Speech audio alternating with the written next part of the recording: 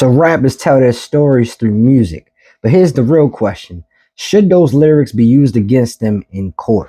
Because let's be honest, hip hop is the only genre where your lyrics can land you in jail. Rock stars sing about murder, country stars sing about crime, but when a rap star does it, a prosecutor calls it a confession. So today we're breaking down the criminalization of hip hop, while rap lyrics are used as evidence in court, and what it says about race, power, and the justice system. All right, let's start with real cases where rap lyrics were used as evidence in court. Bobby Shmurda, his lyrics in Hot Nigga were used as evidence in court to tie him to gang activity, which led to a 7-year prison sentence. TK, his song The Race, was literally used against him as evidence in a murder trial. Young Thug and YSL, his entire persona, the prosecutor says his entire persona is proof of gang activity. Why is this only happening in hip hop?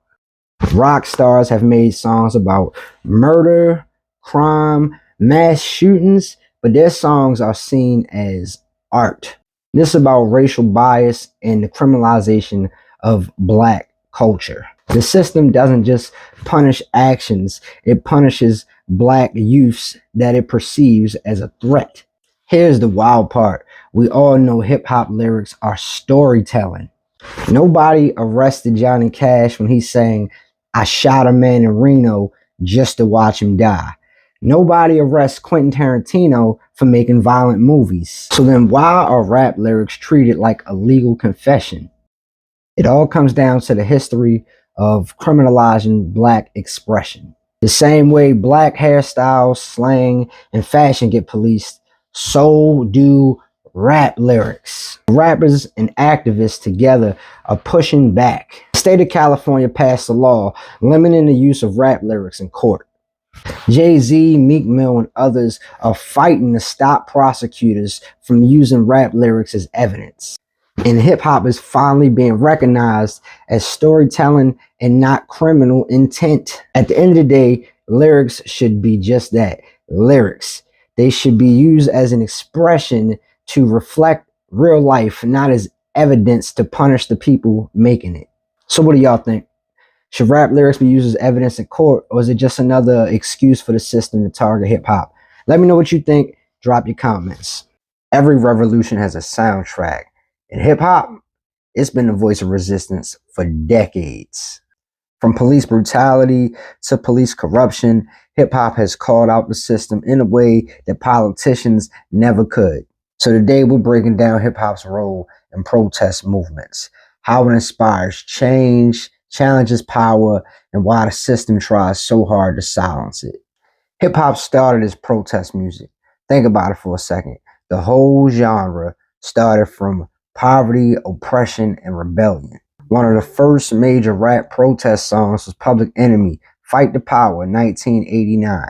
This wasn't just a song, it was an anthem against, racial injustice. Fast forward to 1988, you get NWA, Fuck the Police, calling out police brutality. 1998, Tupac's Changes talks about systemic racism. 2015, Kendrick Lamar's All Right became the soundtrack to the Black Lives Matter protests. So it would seem that every generation has a song that speaks the fight for justice. But here's the thing. When hip-hop speaks truth, the system fights back. NWA got letters from the FBI. Tupac was labeled a public threat. And rappers that get too political, they either get silenced or they get blacklisted. Why? Because hip-hop isn't just music. It's power, and power challenges authority.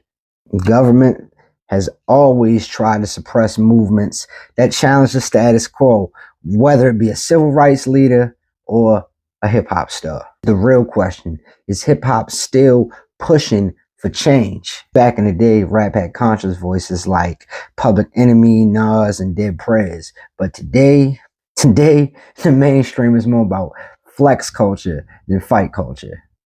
But we still see artists speaking out. J. Cole dropped Be Free after Mike Brown's murder. Lil Baby's The Bigger Picture becomes an anthem in 2020. Even as I've mentioned before in a previous episode, Jay-Z and Meek Mill and others are fighting for reform in hip hop currently. So the question is, does hip hop still have the power to spark change, or has the industry completely watered it down? Hip hop started as the voice of the people, the streets, and the revolution. What happened now? Is hip hop still a force for change, or has it lost its fire? I don't know. Y'all let me know what you think. Drop your thoughts in the comments.